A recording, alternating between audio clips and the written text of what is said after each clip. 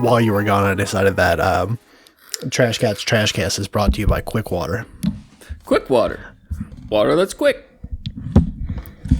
Quick as a rabbit. It's not rabbit water, but it sure is quick.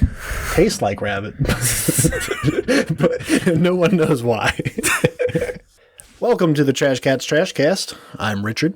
I'm Steven. And today we're cold chilling, nearly at a full year of recording now. So I think now's a good time to reflect on our finer moments. So right off the bat, it's been a while. So I want to say, fuck Andy Warhol. Fuck Andy Warhol. Holy shit, dude. A whole year. A whole full Christian year. I'm pretty impressed with us, for real, though. I'm surprised. We fucking rule. Dude, I don't know how we did one of these every week for a year. I mean, we didn't miss. Yeah. We did good. And we never got paid for it.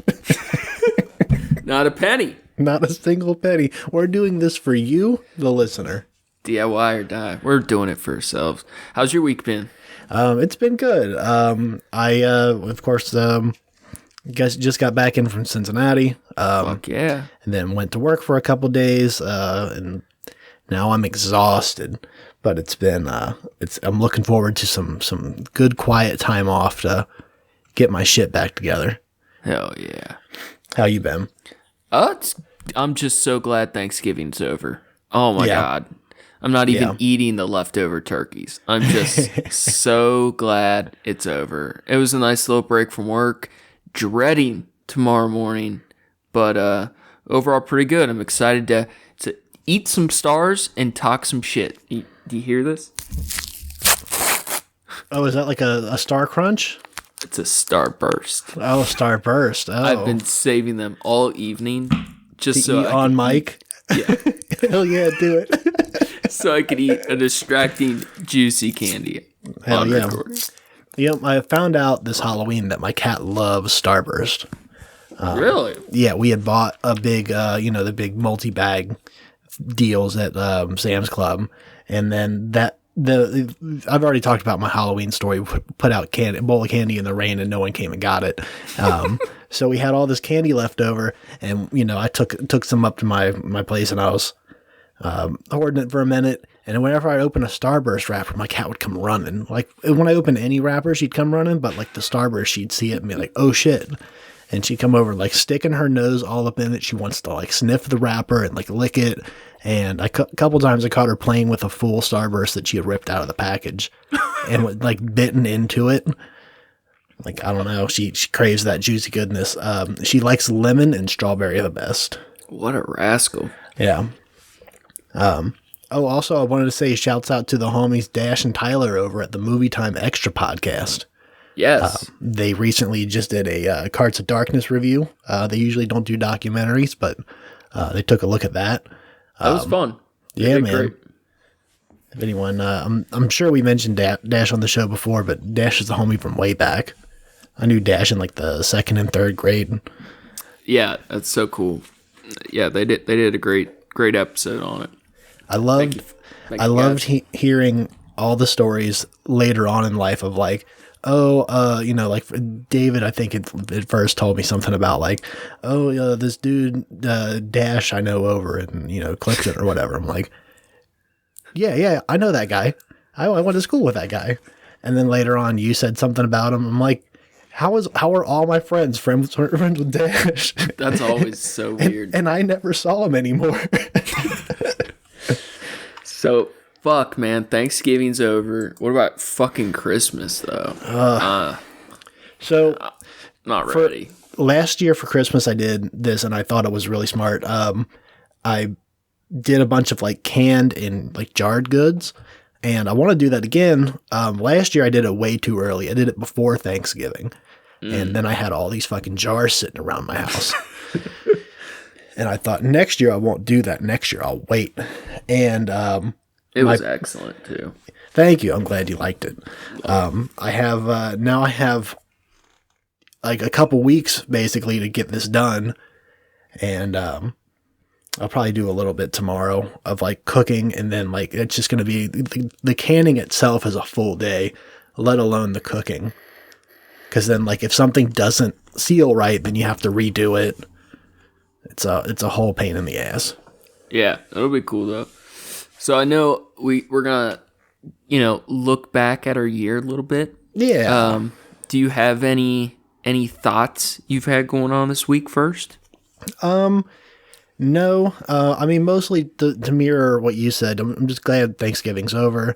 It was nice because this was the first time I'd gotten together with my family in Cincinnati in years. It's been over 5 years. Since we all sat down to a Thanksgiving together. I think it might even be closer to 10 years since we were able to do that. So that was cool. Yeah.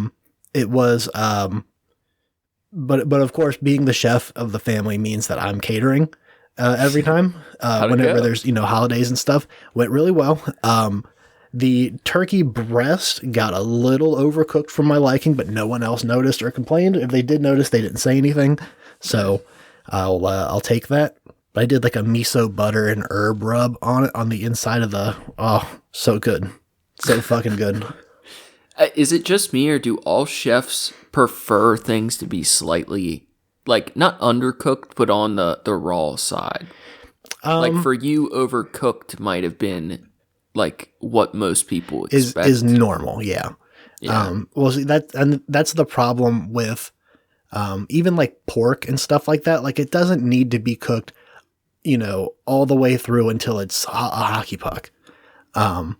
Pork can be closer to a medium rare. I don't. Not a medium rare, like a medium, and it's fine. You don't need to. The reason why overcooking pork became a thing was because of trichinosis, which hasn't been a problem in 100 years. Did that take more cooking than normal to kill kind of thing? So what it was worms in the pork. Mm-hmm. And it's just not a problem anymore with industrial farming. Yeah, exactly. So it's you don't need to completely destroy it. Same with turkey and stuff like that. One of the main reasons people don't like turkey so much is because it's always overcooked. It's tastes like rubber. And same with lobster. Lobster is often overcooked. It's a very delicate meat, so it has to be done well or done correctly, not well. But it's I think when you appreciate the ingredients more that you're using, you try to showcase them in the proper way. Turkey breast can be extremely tender if it's cooked properly. Yeah. All right, Chef Steven. Chef Steven doesn't like the turkey. Chef Steven Ramsay over here. It went well, though. Yeah. That's awesome. Dude, you know what I've been thinking about this week? What were you thinking about this week? I think I want to come out as a sovereign citizen. Oh, I am going... I'm ready for it. Dude, So I was watching a debate recently about this person's point of view was they felt it was immoral to vote, in that participating in the system at all is attributing to the negative aspects of it, right? Mm-hmm. And this kind of thought process is something I would have identified with very strongly when I was younger. I did not vote for a long time. I wanted no part of anything and wanted to be just divorced from the government, country, world, whatever, right? Mm-hmm. And the argument against it is, you're only making things worse, right? Because you're not even willing to participate to work towards a lesser evil kind of thing. You're part of the game whether you like it or not. Exactly. But it's still something while logically I know it doesn't work and it doesn't make sense, I still emotionally feel that way. Right. You know? It's you want to be an island of our own or in your own world, or not be responsible for the shitty things other people do in your name, but you're just like, you're stuck. Like outside of leaving, you're just, we're all put somewhere in this world we didn't choose, right? Right. So is this the beginning of Trexit, the Trashcats exit from? Dude, where are we gonna go? Are we gonna sail in the ocean on our own like island? Well, we can do the whole just buy a proper piece of land and claim it as our own. Ruby Ridge, this motherfucker. I was like, shoot off the feds as they try to take us. we're just we can hole up on your crib. Yeah, they'll never get us. What about a plastic beach kind of situation? That big floating mass of trash in the ocean? Dog, the trash pile. That's definitely big enough to live on. That would be our natural home. You could easily get on that and float. Oh man! And we can build the structure with existing trash. Exactly. We don't need to bring shit out there. But how cool for real would it be? Like in the old days, like the world, I'm sure felt so unlimited, right? Like before everything was explored, you really could like make a voyage and claim a place for your own.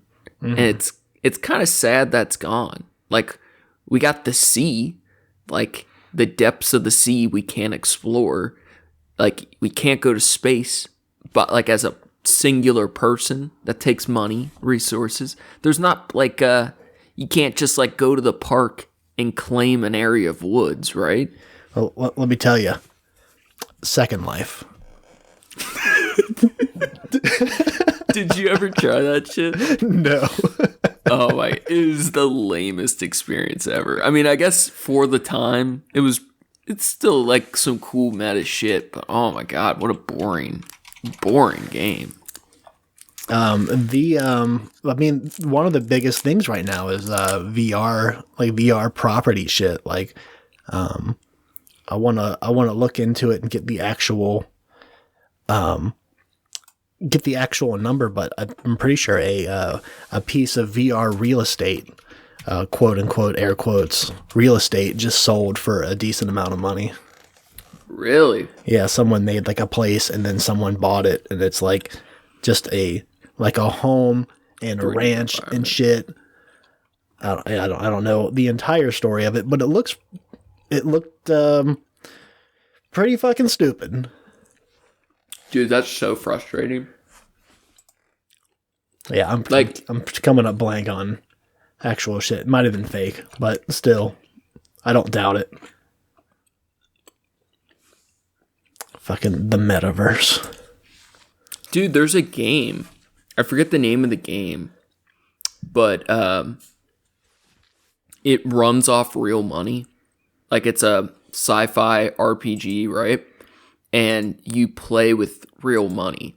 Like you can farm money in the game, and it takes like 2 weeks to get paid out, but you can make real cash in the game, right? Mm-hmm. But for the most part, you're pouring money into it to become like a noteworthy player. They started selling things bigger and bigger, like in-game packages, and this game turned into a full economy. Right? Like it has stocks and bonds. It just is real life. And you trade resources and shit. But like planets have sold for real world money of multi-millions. Like people are buying and trading planets and lots of land in this game for millions of dollars. People are fucking stupid. I mean, it's so cool. Like if you I think the idea is fun. But it is so stupid. But yeah. The money behind it. It's like, think of all of the things that all of that money could do. All of the people that could be helped. All of the problems that could be solved. But instead, some asshole with a computer screen owns a fake property in a video game. Now, all right, I have a line of questioning to take you down. Please. So, take me there. It's like we both think it's dumb, right? Yeah. But think of that as a source of income. Like, this dude found a way to basically, like, enslave a planet of gamers, right? Yeah. Like, they pay him rent in a digital world to be on his planet to play a game, right? Mm-hmm. So, stupid as fuck, but I guess good for that dude. But it's like the perfect example of capitalism in a way. So, like, the next question I was going to give to you is, like, the first thing you thought of with that kind of money is how many people it could help or the things it could change. Right. Do you feel like there's a responsibility? I don't know how to phrase it. Is there a responsibility with money where you like, do you feel you owe it to others to help when you have that level of resources? When I do, yes, but I don't think that should be granted upon everyone. Just like technically it shouldn't be illegal to be racist. That's fair. What the consequence of that being that most people think that you're an asshole and will treat you shitty because they know that you're racist. So same with if you are knowingly like the farmer bro that was jacking up prices of shit. Like, yeah. Technically, if he owns the right to do whatever he wants with it, it just makes him an asshole. And it's not that it should be illegal. Well, maybe that should be. Maybe if it's something that's like life-saving or life-changing or something that you're making impossible for people to get, that's different. But still, my point being that, no, I don't think this guy that's getting this basically this free money should be required to do anything with it. Yeah, I don't think there's... It sucks, though. Martin Shkreli's a piece of shit. Right. He's the dude that bought the Wu-Tang. Yeah. But there were elements of his story where he was... Because what he did was so shitty, they went after him. Like, it's a more, like, nuanced story than I thought it was initially. But, like... You hear, like, I don't know, like, you hear, like, the eat the rich, or, like, fuck rich people stuff a lot, and it's, right. It's like, I feel that. I really feel that, but, like, you think, it's like, I don't know if they have a responsibility to give their money or not.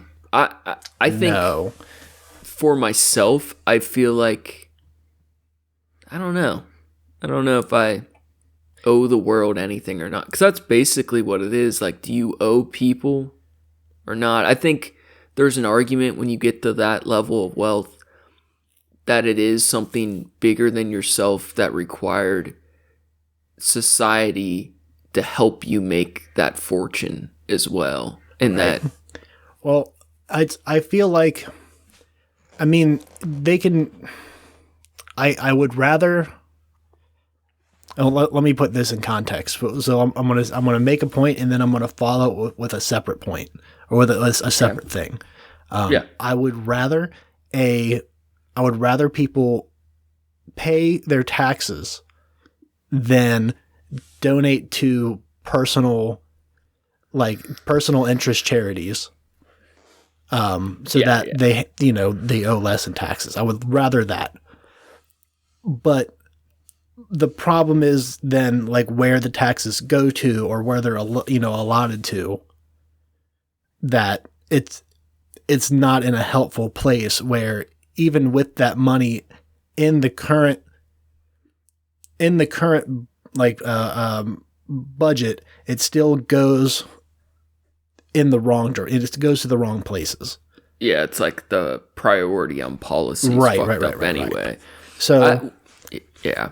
Yeah. What I don't understand is like there's always this push of like, oh, Amazon didn't pay shit for taxes, and it's like, yeah, that's fucked up.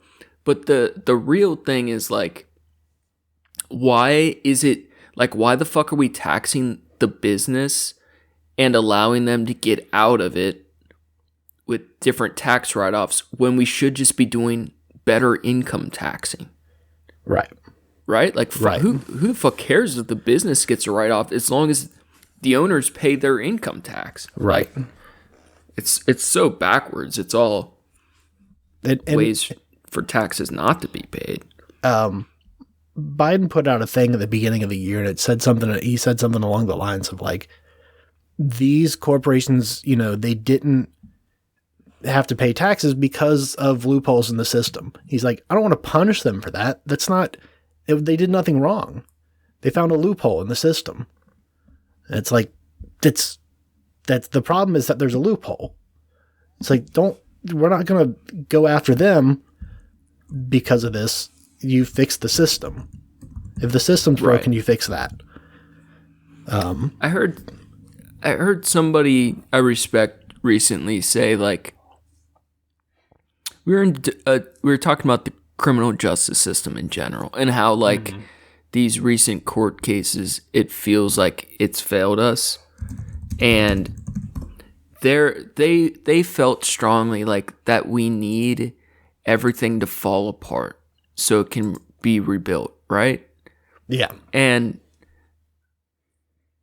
it's the same thing. Like I feel that. Like that's what like I want. Like when you look at all the riots in the last year, 2 years, whatever, like there was that beautiful video of Channel 5, All Gas No Brakes, where the dude's in front of that burning building and he says he's like screaming like we all feel this way.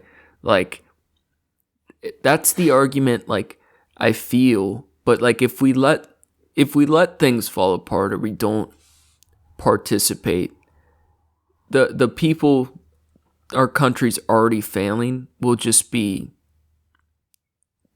failed. Like we'll do so much worse at making things better. Right. I don't think things falling up. I don't see things recovering if things fall. Right. Right. Got to keep it flowing. Yeah. There has to be a transition that's not total collapse. Yeah, I don't feel that's like what happened to the Roman Empire, and look where they're at now. People always make that comparison where, like, have you heard this? They were one of the first big capitalist governments. That's why. But if you heard this is a far right comparison. So they say Rome fell. One of the signs of great civilization, such as Rome, this is something even like people on Rogan will say, that you see a great society often will fall when, I forget how it's phrased, not sexual promiscuity, but sexual like deviancy changes. And their example, of course, this is people I disagree with, was that different ideas on sex or sexuality, such as being transgender, became like publicly acceptable. That's a sign things are failing, right? This is like I said, people I disagree with. Right. But there's like whole blocks of people that feel like we're near civil wars or successions or America's like right on the brink. And it's like, I don't know. We had civil wars. Shit's been so much worse. I don't think we're slowing down now. Shit's bad, but it's, I don't know if things have ever been good, right? Right. I don't think that it's not possible of happening again. More of the issue is that with that happening again is the two sides would be, it's not, North versus South. It's, so many of these communities are intertwined amongst each other that Right. it becomes a lot hairier. And I feel like in a way that keeps it easier. That keeps it more civil. Yeah. It's not a group of states that are saying we're not doing this anymore. It's groups of people and that are upset. And that makes it ease the tension a bit because it's like you don't have a direct lineage of like, okay, you can't cross this line. Like this line is where after this point, this is where we're at war. So I'm not saying that I don't think it's not possible or I don't think it's possible, but I just think it's a lot less likely than it was in the late 1800s. Yeah. I don't think not that fucking long ago, really. Yeah. But I don't think our country would let our country fall apart like fully. You know, here's two questions. How did I'll lead with this one. Did you guys have a prayer at Thanksgiving? If they did, I wasn't in the room when they did it. Nice. As I put down the turkey and all the stuff and I had it all laid out, I said we had it all laid out. My family did help me bring everything from the kitchen, thank God. I said, all right, and everybody, we say grace, and then I left the room. Nice. That's smooth. Now, so I asked that because I was going to ask, like, when's the last time you've either befriended someone, or I guess it could be a family thing, where, like, you didn't know what they believed or what they thought on something, and it's like you get close to them and you find out they believe something you very strongly disagree with? Yeah. The closest thing that comes to mind is recently I had an employee that when I first hired them was not a Christian person, but they I guess their family is, and they within like the 2 years of them like working with me, they like closer to the end they did mention like they had they were like depressed or something, and they picked up a Bible and they just kept reading, and then they were into it and they found comfort in it, and it's like, all right, cool. And as an employer, like I don't care, as long as you're doing your job, I don't give a shit. But there's definitely that spark in my head of when she started telling me these things that I was like, oh, it's when you realize that there's a difference here. Yeah. That's a difference in conversation too. Like she would openly talk about it. Like I wouldn't completely try to like talk her out of it, but there was like that transitioning phase where she was like kind of on the fence about things, and we were like, really? You're getting back into that? Like kind of. That's a weird phase to witness in someone. Fuck. Dude, I've been Sarah got me a really nice copy of the Bible I think last Christmas, but I'm just getting around to it. But I'm going to start reading like a little bit every night and reread the whole thing. And I might have to do some Trashcast homilies where I'll interpret the last chapter I read. Yeah, that could be a fun segment. I think we could have some fun with that. Yeah. But I guess I asked those questions just like it's so hard. Like especially when you've already grown to like or respect someone and you find out you think about life so dramatically different. Like that's like a really fucking hard thing. Yeah. Because it's like if you knew those things ahead of time, you might not have been able to overlook them. But once you found like you generally like that person, and then you find out they believe something, it's hard. I feel like a certain level of like responsibility not to like. I feel like it's fine to say fuck them, right? Right. Like my neighbor doesn't believe what I believe, fuck them. I'm on to the next, doing my own thing. I feel like that's okay, but I do feel like a certain level of like, hey, I like this person. I don't want to like totally give up on them and cast them aside just because we disagree. Like, I'd like to be able to get through to them. And that's kind of been I feel that with most people, yeah. Where like you want to get through to them. Yeah. Now, how antagonistic are you? Or not maybe that's not the right word. I mean, confrontational? Yeah. I'm definitely a non-confrontational person. It's much easier for me to acknowledge that there's a difference, and like I enjoy talking about differences. I don't like arguing. I like, expressing, points and like whatever, but I've come to an impasse because I realize that just like I don't expect these people to, other people to change my mind about certain things, I don't expect to change theirs. So it comes to a point where it's like, it's not worth it to me to continue that conversation. So unless we have business to do, like I'm not interested. Like I'm not interested in furthering conversation. And this is like with like when I think like people I don't know kind of thing. Like if it's people close to me, I mean, even then I feel like I definitely talk to people less when I know that they have, radically different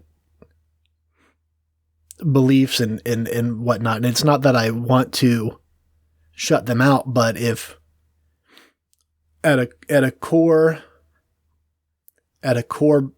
belief system, if the narrative swings so differently in their head than mine, that it's not a conversation, it's an argument, I can't do that. What if so my kind of thing lately has been, it always used to be like, if they don't at least see the world mostly as I do, I can't fuck with them at all. Like I can't co-sign their bullshit. I can't coexist with them. Fuck them, right? Right.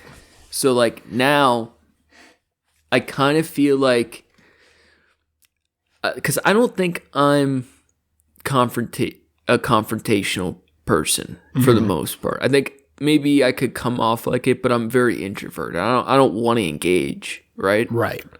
But I kind of feel like if I've have any level of interaction with them, a person, even if I don't like them a lot, but I know I'm going to be around them, or like, have enjoyed something, right? Yeah. Some sort of tie or bond.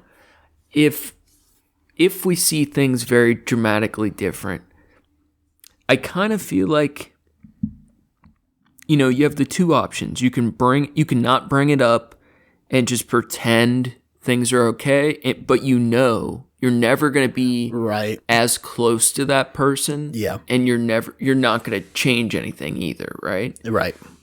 Or you have the confrontation route. And lately I've been I feel pretty passionately that I want to go that route. Like, as soon as I see it's an insurmountable difference, right? Like, as soon as I know, like, hey, I can't be close to this person, it's like, well, we're either going to have this conversation now or, not at all. I'm going to, like, do it now. And if it doesn't go well, I know I don't have to exist with them anymore, right? Right. I kind of like getting it out of the way now. Yeah. There are certain things that I'll get confrontational about more quickly than like politics in general. I typically don't. It's you're a little hesitant on, because it's, for me, it's like so much of it's like hypothetical shit where it's like, okay, so things could be better if A, B, and C. And it's like, okay, but it's not A, B, and C. These things don't exist. So like you're talking about like implementing plans and implementing ideas and stuff. And it's like, there are so many ways that things can go wrong, or, you know, like, it's like the fucking, the genie shit, where it's like, what you wish for isn't what it's might end up being. You know, you don't know until you try, kind of shit. So it's like, it's hard to get super passionate and focused and argue, or, you know, even have strong opinions on stuff like that, at least to make it worth getting confrontational about. Definitely, people's rights shit. The whole, you know, like, even like people like misgendering people and pronouns shit like that, like that bothers me a lot, and I'll definitely speak up on that. You know, racial shit. If I hear someone being like doing racist shit, like I excommunicate that person. I don't talk to that person. Yeah. Yeah. They're gone. Yeah.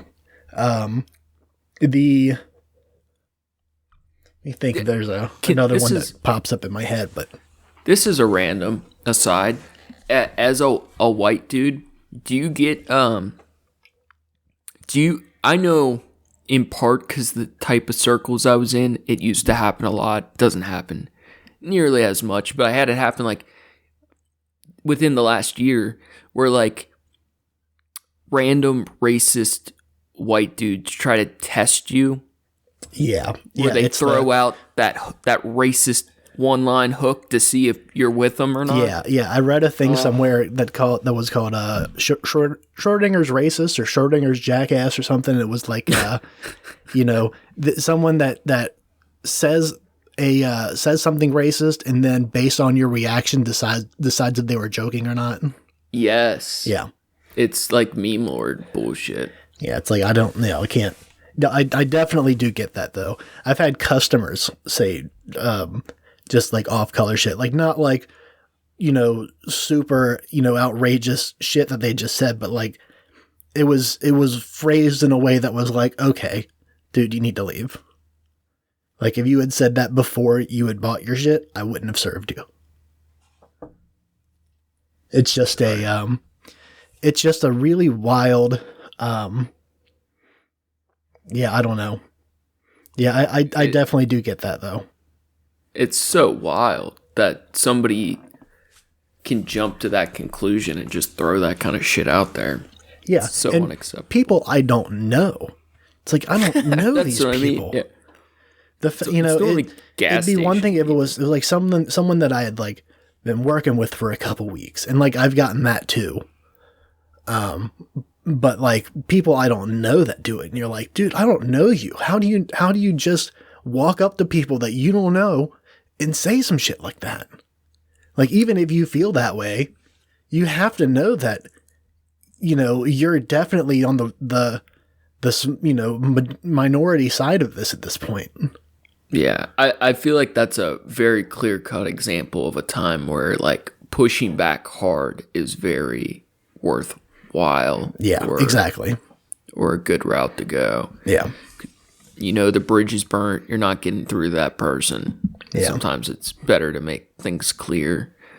I wanted to step back because you were talking about, you know, society won't let itself collapse, and I do see like, you know, over the last year, like all the shit that's been going on, all the extremely high tension and stress between everybody, and you know, whether crazy. It's, you know, fucking riots at the Capitol, or like, you know, armed protests going on at like state capitals and like at different places and shit. And there's pandemics. Like, yeah, oh my God, all this wild shit that's going on, where it makes you think like, do I need to have a gun on me just to go to work? Like, do I need to be worried about shit going down today because there's a protest down the street? Like, there's been a level of that all throughout the last, you know, year and a half, 2 years, that it's still, you know, you get up and you go to work, and then you go to the grocery store, and then you go home and you know, take a shit, and you jerk off, and you do the same shit you did last week. Yeah, it's just living. You know, you keep doing the things that you do because this is our life. This is how, you know, we do. We have, you know, like you said, we have people that we care about, and people that we, you know, want to be around to continue doing the things that we love with the people that we love. So like hard change, you know, in any way is going to be hard to, you know, convince people to take. And it's not going to be a overnight thing. You know, it's going to take time, and that's the way, I think that's the way change should go anyways, because it's like, it's easier to adjust to. It makes, I don't know, it makes better sense to me. I think, I know we're speaking out loud. I think we both feel like we want the change quicker, right? Like, it's never. And when I say over time, I definitely don't mean, you know, like over the course of the next 50 years, but yeah, that's what I was gonna get. Like, I know we both, as a ton, like almost exactly half the country wants everything progressively quicker, right? We want change quicker because things have been not okay or acceptable for too long already. Right. But like some of these like recent trials and stuff, like people are so fucking angry for good reason. But I think the reality is like you see like the smallest amount of change in a lifetime. Like when you're zoomed out, like the change will be there. Things have changed already. It's never enough. But like the racism will be bred out, will be taught out, because it's passed down, right? So but I don't know. They just picked that one as a because I think that racism specifically, I think will always continue to get better on the whole, but I also think it is just like a human nature. But it's a human nature, right? Like I don't agree with it, but I think there will always be people that don't like people that are different than them. I definitely think it's human nature to be afraid of the things that you don't understand. But I think more likely we're, I don't know, I feel confident, I guess. I maybe it's just hopeful that I think that we as a people are growing to a point where we are more curious now that we have different access to different technologies, that, you know, that we will think of the better way to phrase this, that we want to learn as a whole. And the people that don't want to learn, that are stuck in, this is where I'm at, I'm not going further than this, I'm not growing more than this. I think that's an older breed of human. Do you believe that? Because in some of our past conversations, I know I've been trying to get to the 50-50 people or shit, right? Yeah. I feel like a lot of the time you go more people are shit. Yeah, and do you really believe it's just an age thing, though? I definitely think that's a huge part of it. I don't know if I think that's all of it, but I definitely believe that's a major part of it. Yeah. I don't know. I think like the base level of problems, right? Whether it's people who are different than us, people who have more than us or less than us, like those, I think so many of those things are all like base human, like animal level shit, right? Yeah. I don't know. I don't know if all problems will be solvable, like through the pursuit of knowledge, understanding, advancement, technologies. Right. I think some things just always are, but I think, I don't know, I can't, I think there's a level like outside of like the nuclear options, right? Like, yeah, everyone needs the United States for good or bad. Everyone needs these big countries. Like, things can get really rough, but people need to eat. I don't see the machine allowing to slow down, and the people that want it to like fall apart so we can rebuild, I just think it's really naive, because there's almost never good that comes from it. Or if there is, you're guaranteeing the most vulnerable have to suffer for a very long time. Yeah. I just think, there's too much momentum for things to stop. I can also say in addition to the age kind of thing being a factor, I also have been thinking about this lately, that I think part of it's because I heard someone say something about like, well, people are stuck looking back, and it's like, it's not that. I don't think that they're stuck looking back. It's that when they do look back, they don't look, like on history as a whole. I mean, they don't look back far enough, or they're not asking the right questions when they look back. It's not what happened. It's why did this happen?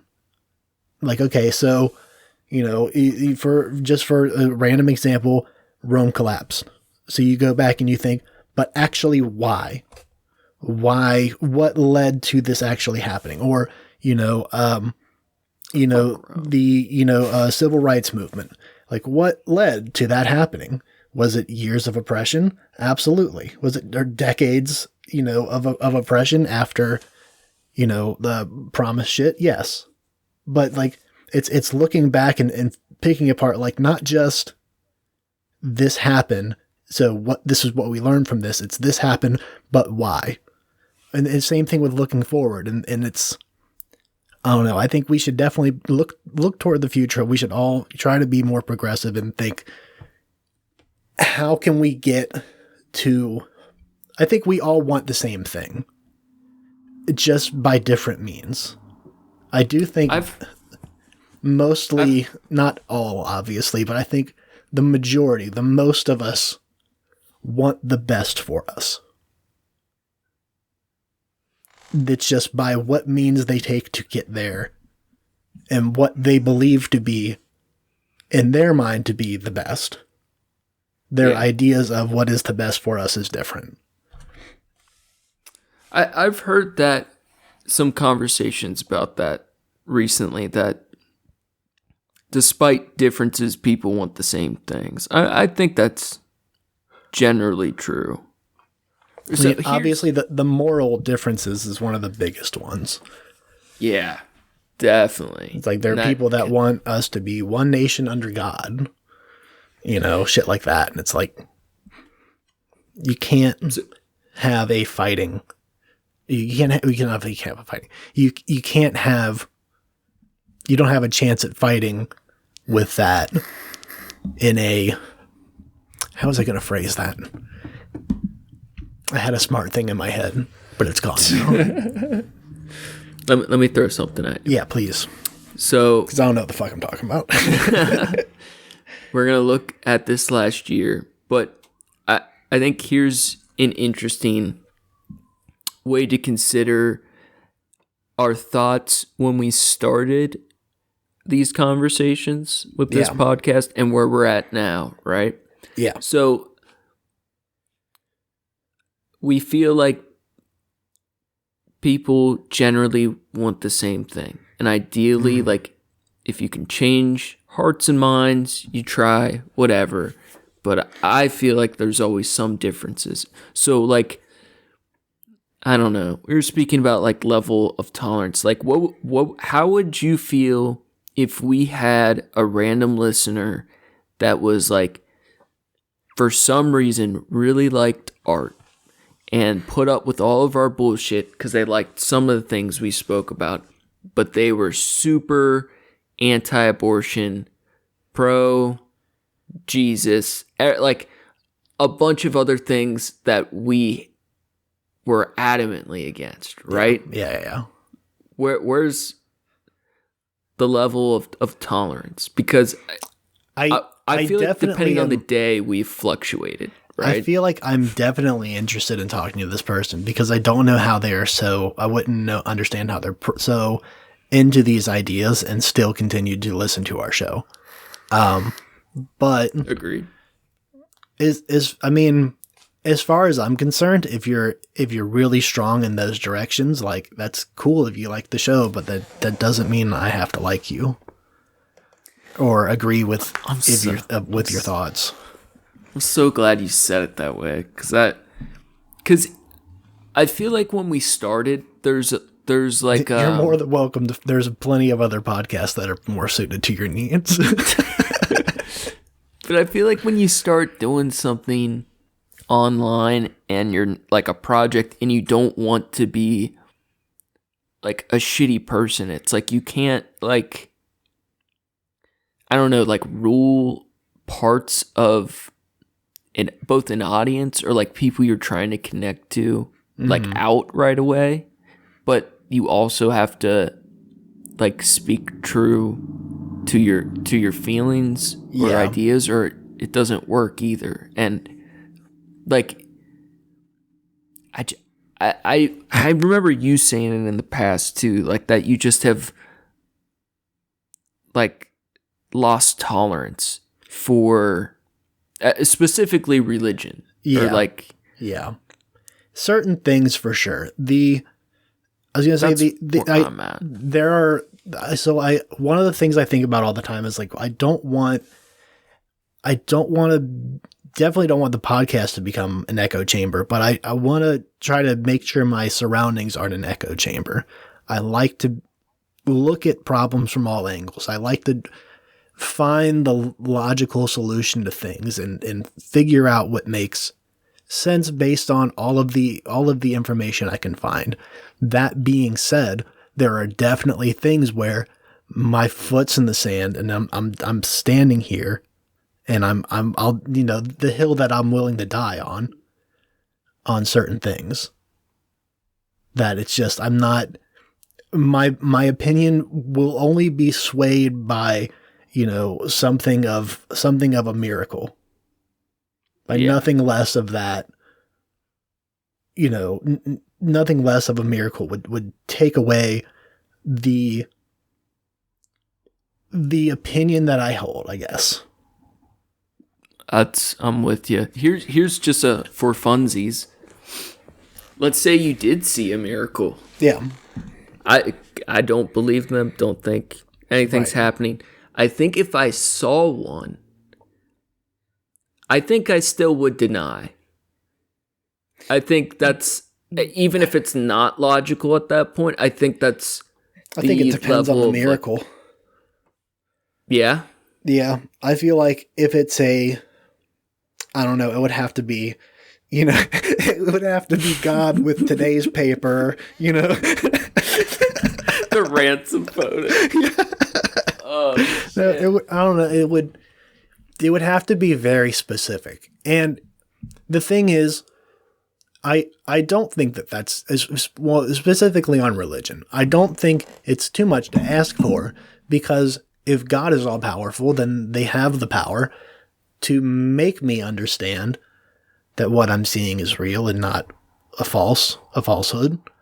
That what I'm seeing is them and not, someone slid a projector into my room or, whatever dumb other shit I can think of, the possibilities of why I saw, God come to me in my, or whatever fucking, bullshit miracle that I witnessed.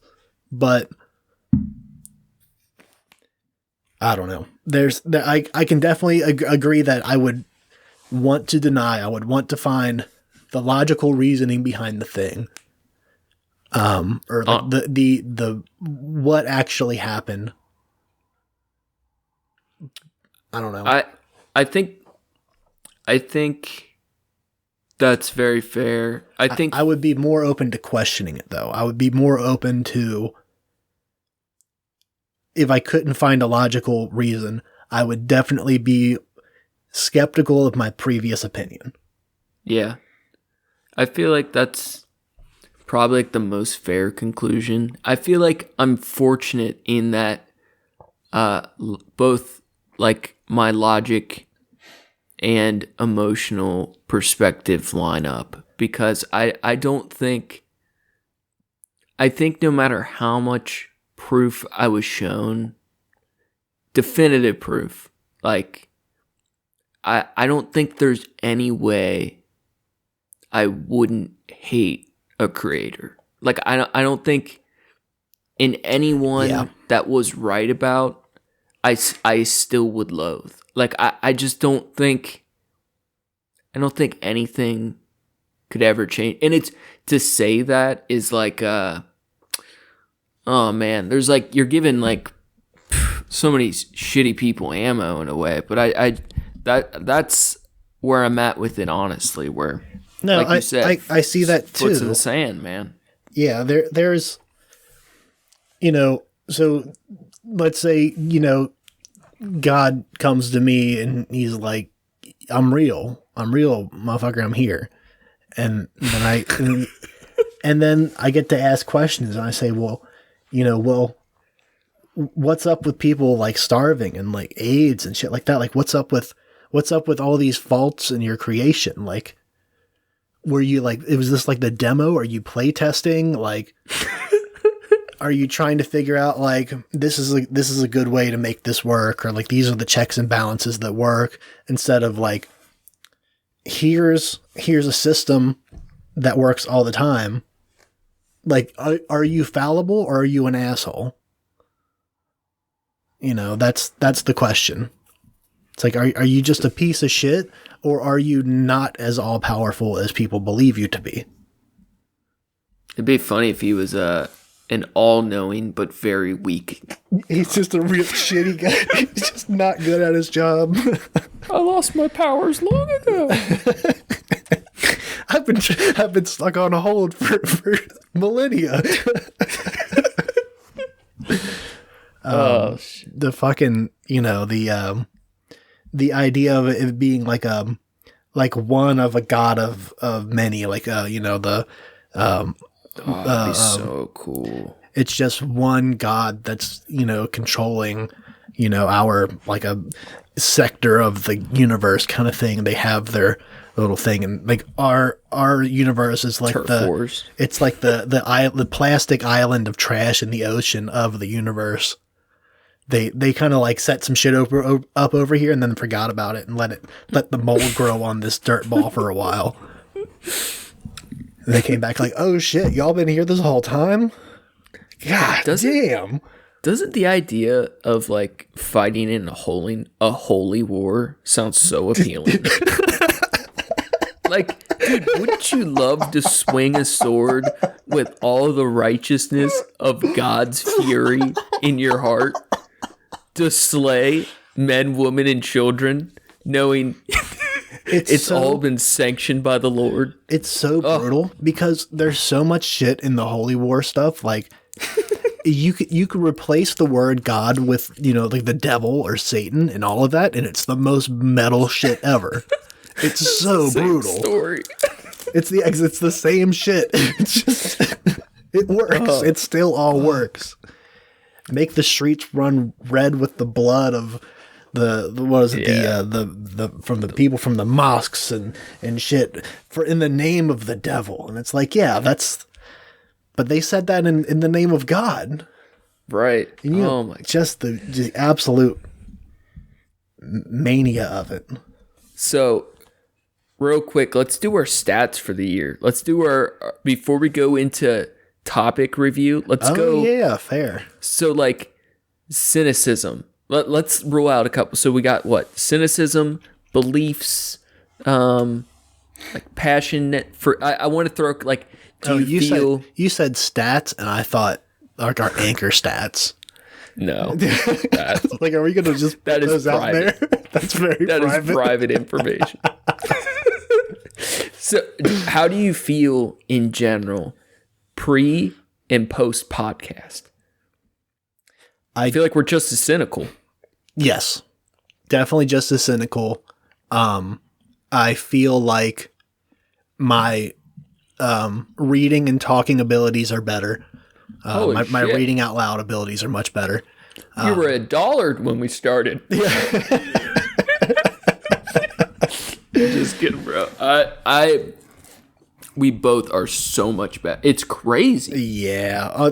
So the way I got into the way I started thinking about doing a kind of a reflection, kind of a review of our older stuff is on the way to Cincinnati for Thanksgiving, my mom drove the way down there because she knew I'd been cooking the last couple days and then was going to burn myself out on, Thanksgiving.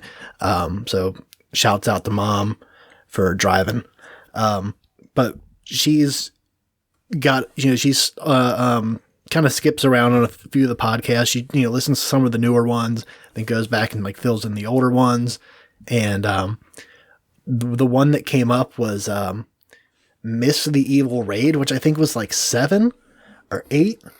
And boy, that was a tough listen, not just because of the content, but because of just the structure and the parts where you can tell we're like reading stuff was, it was not my favorite listen. It was definitely, I enjoyed it then, but the amount that I think that we've grown. Holy shit. But I thought it was worth talking about. Do you unironically, like, I feel like our worldviews are pretty much the same. Maybe some are stronger, maybe some are more flexible, but do you unironically feel like we're finding our voice? Yes. In a sense. It's so cheesy, but it's like, even if it's just like physically figuring out how to speak better or communicate better, something, it feels strong. It makes me feel more confident in typical conversations that, that go beyond the, hey, how was your fucking week? That I can't do it. I can't do those conversations, dude. Yeah. Just hearing you say that, I feel worried. Yeah, it's the most annoying thing at work when I pass by people that I see, a couple days a week or even just once a week. And there's that thought in my head of like, oh, cool, we're going to do this again. And it's like, it's the same shit each time. So I'd rather just keep my head down and like maybe, give them the fucking chin up, like just acknowledge that they're there and then keep fucking going because I hate that so much. That's fucking small talk. It's the worst, dude. Like oh, it's a busy one today, huh? Yup. It's like, I was just thinking. Do you see it snowing outside? I never would have thought of either of us as talkers, but like when I think of like my favorite shit to do, right, in the world is like working on art and like hanging with my few close friends, right? Right. And the only thing you do, like sometimes you're doing real hood rat shit with your friends, but you're mostly just fucking talking. Yeah. Like it seems so obvious that like talking more in a slightly structured format would be as fulfilling as people say it is. Right. Everyone should have a fucking therapist, a podcast, and should do drugs and make art. Yeah. That's definitely not the first time you said that. I think in that order on an episode. I think that's good. That should be that's your philosophy of life. It's one of them. We're going to carve out some real shit. Yeah, man. I'm thinking about it a lot. So, how you doing on those Starbursts? Have you crushed them already? Have you been like crushing them this whole time? I'm a half a pack in. Oh damn! I haven't even noticed. Really? Yeah. The internet's I haven't been heard the pretty slurpings. The internet's been kind of shitty, so anytime it goes out a little bit, I lean back and eat a Starburst. So far, it's working out okay. We'll find out in the edit. Trashcats brought to you by bad internet and Starburst. They're so juicy. You can't speak when you eat them. Oh. So let's talk about our boy.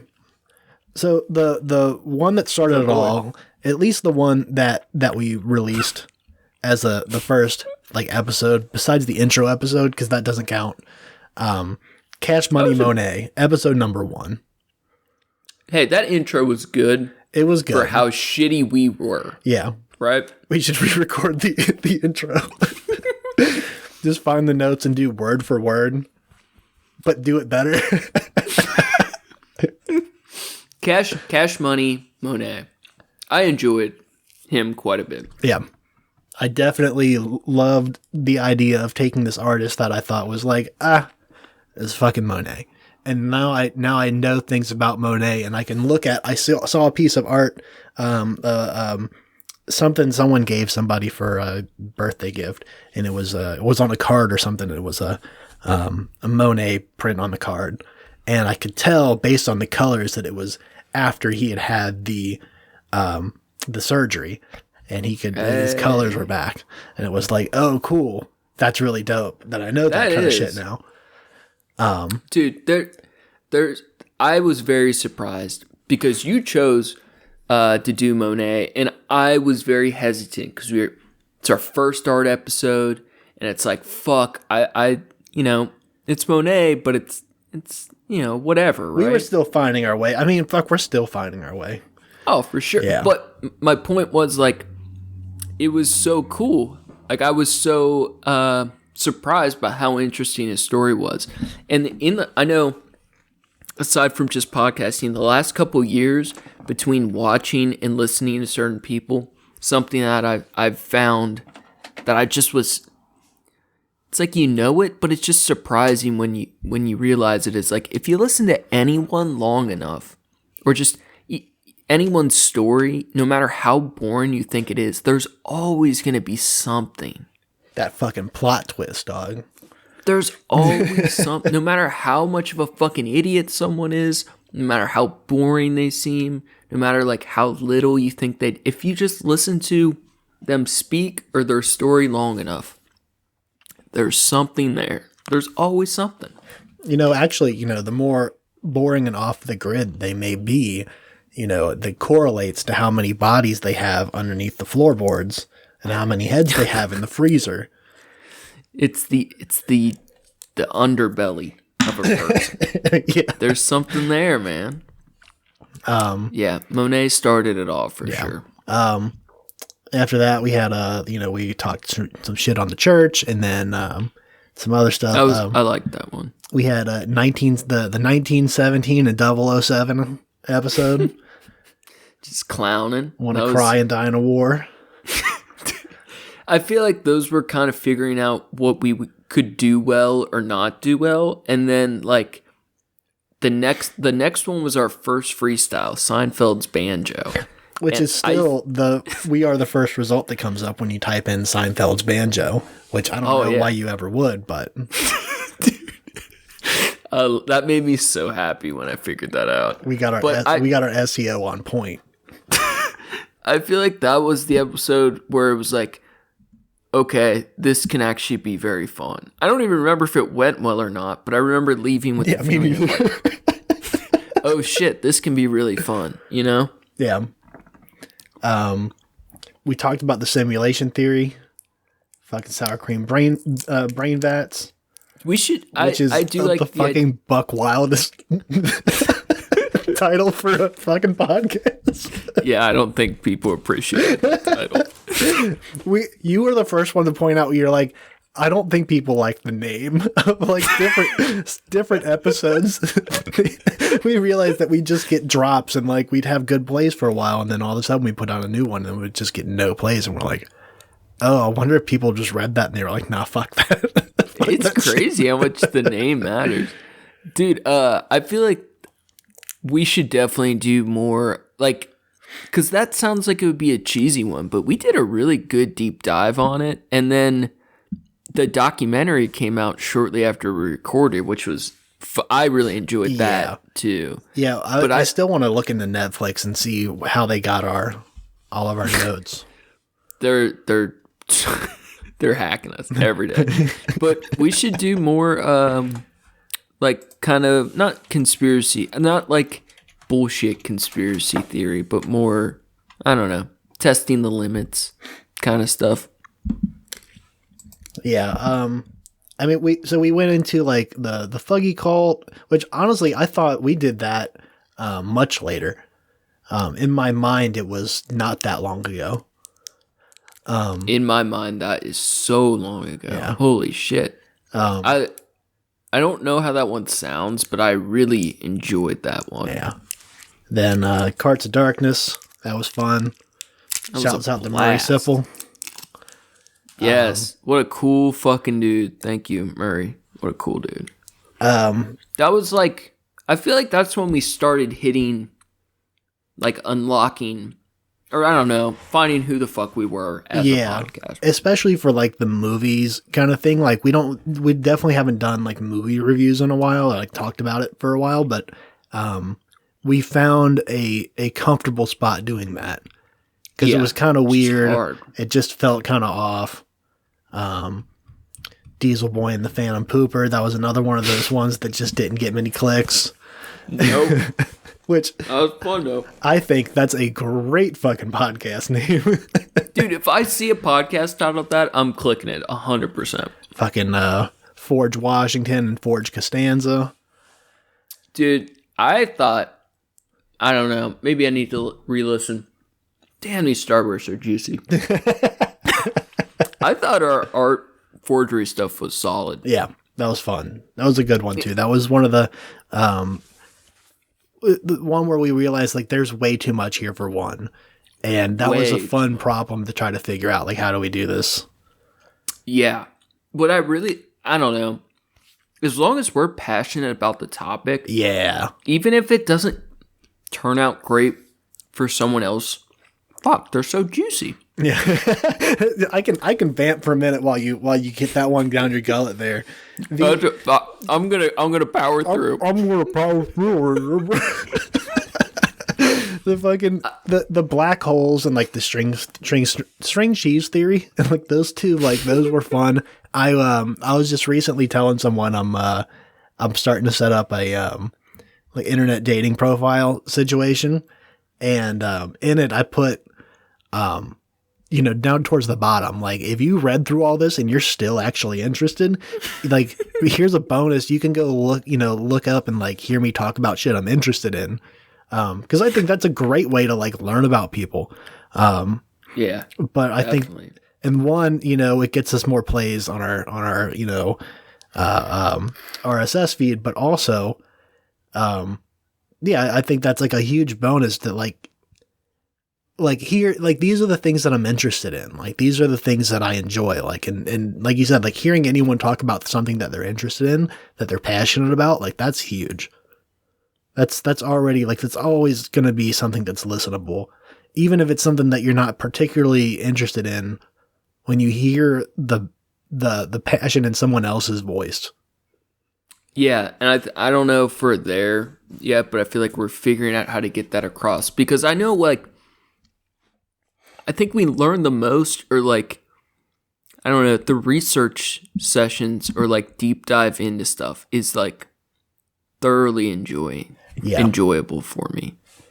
I think it's so cool how we can like work together with your buddy to put together what seems like it would be so hard to do. Yeah. You know what I mean? Like we'll spend a night working together, researching some weird shit and make something. And that's so cool. Yeah. I noticed that our working strategy, there's a lot of, it's not even, I wouldn't even call it, compromising. It's one of us suggests something and then the other person either is like, yeah, totally, let's do it. Or is like, well, maybe let's talk about this. And it doesn't take much to convince each other of things. If one person makes a strong point towards something, then it's like, okay, cool, I can see that too. It's a comfortable, it's a healthy work environment. Yeah. You have to, I think you just got to trust each other kind of thing. Like, think of like, if we weren't able to work with each other and we had to make a project where you have to do something once a week, twice a week, whatever, like, dude, it is so hard to find anyone like consistent enough to build anything with. Yeah. Shouts out to anybody I did group projects with. Holy shit. College was cool. George Brown was cool. That was dope. I got a good team up there in Toronto. But especially at technical school or in high school, those are the people I want to lower me into my casket, so they can let me down one last time. The Great Meat War was the one I think we both realized like that was a huge turning point. That was such a huge, like finding that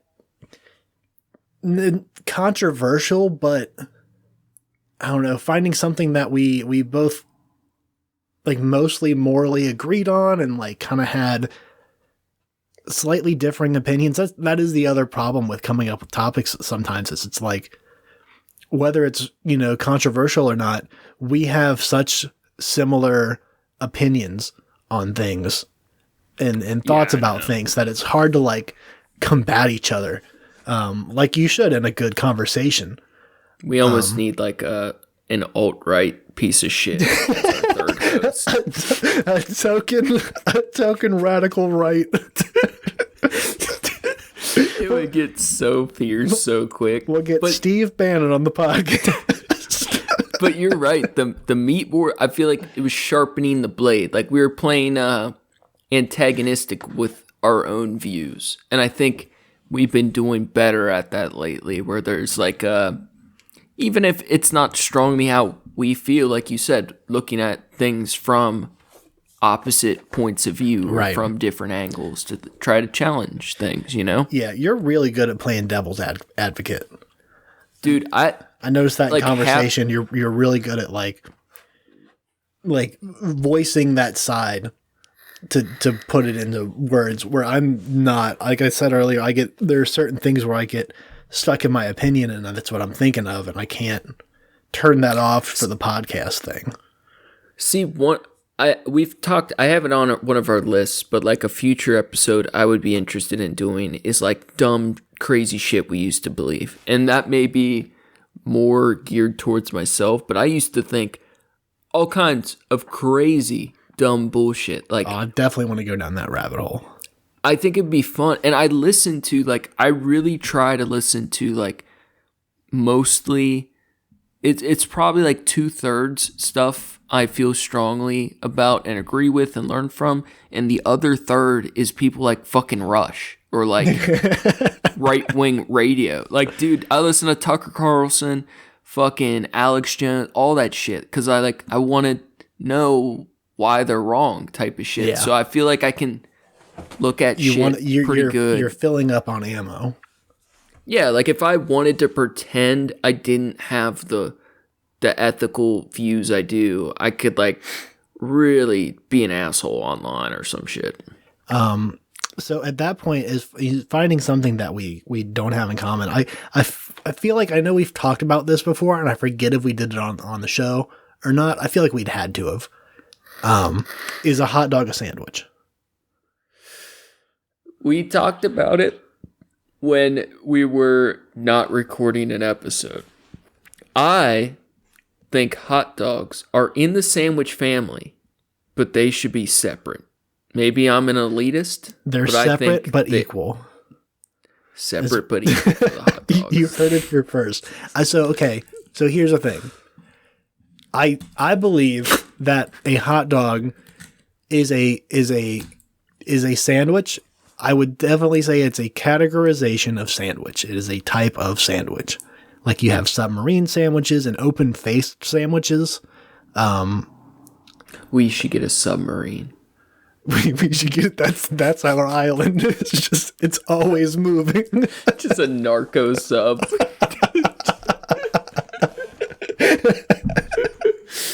Oh shit. We can move under cover of the trash island. We can fix it to the top of the submarine to move with us. We will haul it with us wherever we go. That would be awesome. So here's the thing then. If a hot dog is a sandwich, let me ask you this. Is a cheesecake a cake or a pie? Cheesecake is a cake. You're an animal. It's in the name. And you're wrong. Let me tell you this. In multiple other countries, most of them in Europe, it is referred to as a cheese pie. Well, those are Europeans. Their opinion does not matter. Do you know where the word sandwich came from? There are. This is not.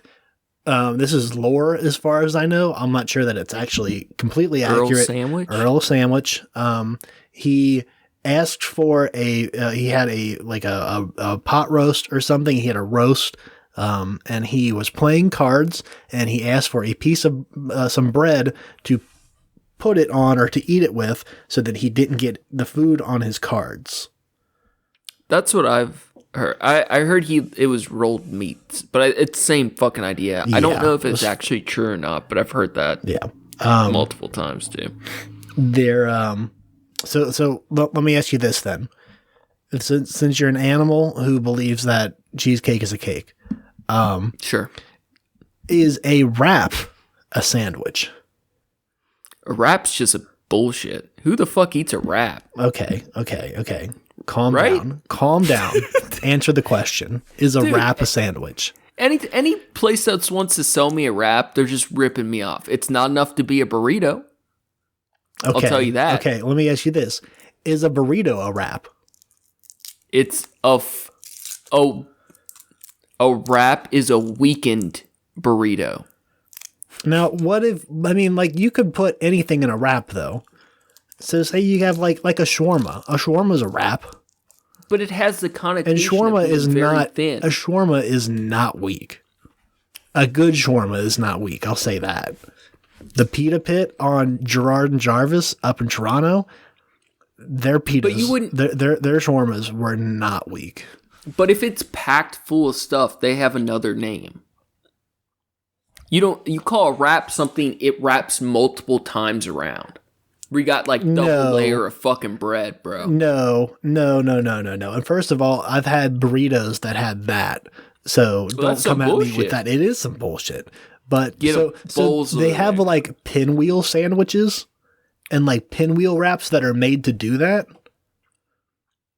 But no, I disagree. I I just go to Chipotle with my dog bowl and I say, pour it all in. Pour it all on in there. And I try not to eat too fast and throw up all over the place. All right. A quesadilla. Is it a wrap or a taco? I don't know. Taco? I feel comfortable with that. Yeah? Yeah. Now, here's the other question. Is a taco a sandwich? No. Why? It's its own world. Why? You got to draw strong lines. I'm an elitist. I don't want my taco to be a sandwich because I also don't want it to be the same category. Tacos have their own category? Is that what you're saying? I think they all have their own categories. I'm not having tacos and hot dogs in the same No one's asking you to have hot dogs and tacos together. Hot dogs go with sandwiches, or hot dogs go with hamburgers, which are also sandwiches. Say again? Hot dogs go with hamburgers, which are also sandwiches. I feel like a hamburger's the closest to a true sandwich. Okay. But I thought you were going to say a hamburger wasn't a sandwich. I still think it's in its own category. I think it falls under the umbrella family of a sandwich. Okay, so tell me this then. What is a sandwich? A sandwich is a bullshit term. No. Describe. Okay. So I'm gonna quote someone else for this. Shit between bread. A bunch of bullshit between bread. I'm quoting. Okay. I can give you that. But that's like the general. That's like you don't have the more specific term. We're at the base level of the index, and then any specific form of that sandwich is its own thing. I believe that there would still be a type of sandwich, though. See, I think if it's an iteration of sandwich. So here's where my logic goes. It's in saying that. So a sandwich is things between bread, or things between a carbohydrate. Yeah, carb, meat, carb. Right. Okay. So by that logic, you could say, okay, a hamburger is a sandwich. Yes. but you're approaching this logically. I don't address my food logically. It's emotion. You're going with your emotions. See, this is a feels over. This is how I know argument. That you're wrong. This is an argument. This is an argument from ignorance, and I will never call my taco a sandwich. Oh, I can say that I would never say, okay, so if I ordered a sandwich, if you said, hey, I'm going to go to the store or I'm going to go somewhere and get sandwiches, do you want one? And I said yes, I would never expect you to come back with tacos unless the place you were getting sandwiches from was closed. I will give you that. Now, if you came back with tacos, I would say thank you and never ask what happened to the sandwiches because sandwiches are bullshit. I will take a taco over a sandwich any day. Okay. I can work with this. I'll take half a taco over 2 sandwiches. I will definitely say that the stretch to say that a taco is a sandwich is a much harder stretch than it is to say a cheesecake is a pie, though, because a cheesecake is absolutely a pie. Yeah, but I think it's its own thing. You got cakes, you got pies, you got cheesecakes. No. Why does something have to be a type of something? Can't it be its own thing? Why are we limiting our food to categories? Let it be a free cheesecake. Okay. Do you let it roam the fields? The biological animal kingdom, and not just the animal kingdom, biological kingdoms that make up life on this planet. That type of categorization is what I need. Because it makes sense to understand comparisons of what things are and how they relate to each other. See, but you can picture a chair or a horse or whatever. I can picture a chair or a horse, but we're not picturing the same horse chair.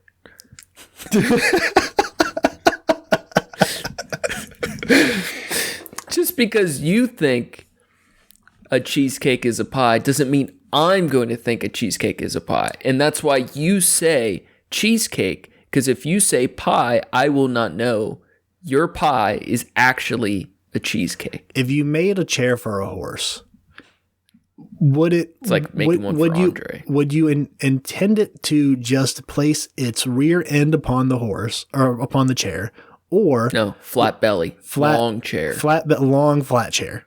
Long, flat chair. So is that not a table? It's very similar to a table. But you still have to have the back of the chair. He rides at side saddle. This is all very, very important. This is what our year of podcasting has led to. This is the confrontation that we were lacking. We should line up a couple fun debates. Because we can't debate anything seriously because we're on the same side with shit. Yeah. We should do some goofs debates. Some things that don't matter, and we each pick a side and try to defend it. And actually prepare. And actually prepare. We'll still do our research. Get our bird law together and go at it. We can cite chair structures and horse heights. Dude, that would actually be a blast, though. Let's line up Your Honor. Your Honor. Faux debate. All right. Yeah, I think that's. I think we could definitely get into that. That'd be fun. Is there anything? I'm sorry to be lame. Is there anything big we want to touch on? My internet. I don't know what the fuck's going on. It's been so rough. Yeah, that's okay. We've been going at it for I think a long enough time. We can wrap this one up. End of a year. What about New Year's? I have no plans for that yet. Fuck New Year's, right? I'm single. I don't have plans for New Year's. So depressing. Yeah. I don't want another year. I don't want to be 30. Stop it now. End the chaos.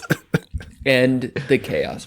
I would love for that Twilight Zone episode, the world just to freeze time. Oh, sneaking.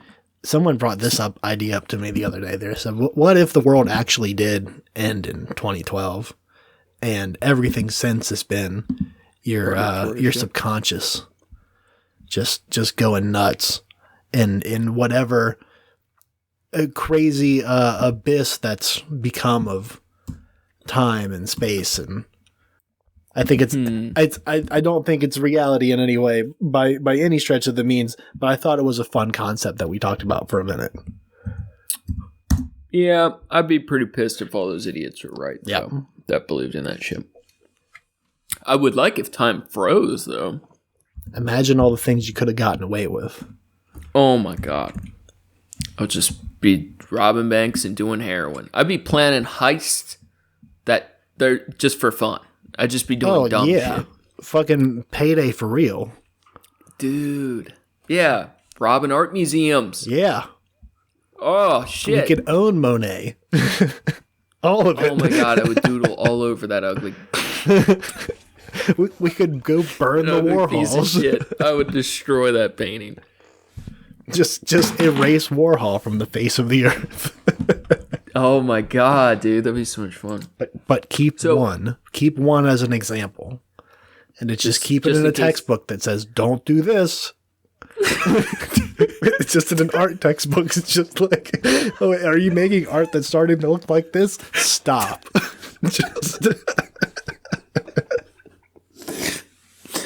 Oh shit! That's funny, stop. Man. Burn your canvas. Just to be safe, burn all your paints. Pour them down the drain. But pour them into the closest wastewater drain. Start over. Go buy new shit. Start over. Oh man, I wish I had more time lately. I have not been making nearly as much art as I want. Yeah. I feel good about what I'm making, just not enough time. It's and I haven't been writing. Just been stuck, bro. Yeah, man. Jobs suck butt. Fuck. I've been in a good pattern overall, though. It's getting better. I'm figuring out how to balance shit, but man, I care so much more about time than money. Yeah. It always used to be money over time. Yeah. I care so much more about time. Yep. You can't get time back at all. You're never gonna get more time. So speaking of which, what do you think another year will bring? You think we'll do it for another year? Yes, absolutely. And even if one of us is maimed or vegetableized or vegetableized, what's it called when you are put into a vegetative state? What's the word for that? Comatose? Yes. Not vegetableized. If we become a vegetable, then my kitchen dreams have come true. Oh,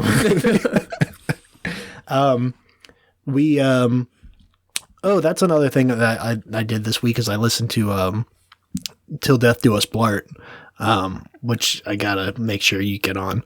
But they talked about announcing their successors for when they die, who's going to take the mantle to continue. So that they may, so at least they will not outlive Paul Blart, but their podcast will live at least as long as he has, until the world ends. We should consider our successors. It doesn't have to be right this second, but we should definitely think about it. We're coming up on a year. We have a lot of time invested in this. We need to make sure that someone's being held responsible. We need to train our mentee. Yeah. Or protege. Pick a protege. The apprentice to our Sith lords. What if we have to run them through tests? Give them the dark triad. They have to perform at a high enough level if they're ever going to make it in this fast-paced competitive environment. The only written test is the dark triad test. and then it's just a series of physical challenges. Like MXC shit.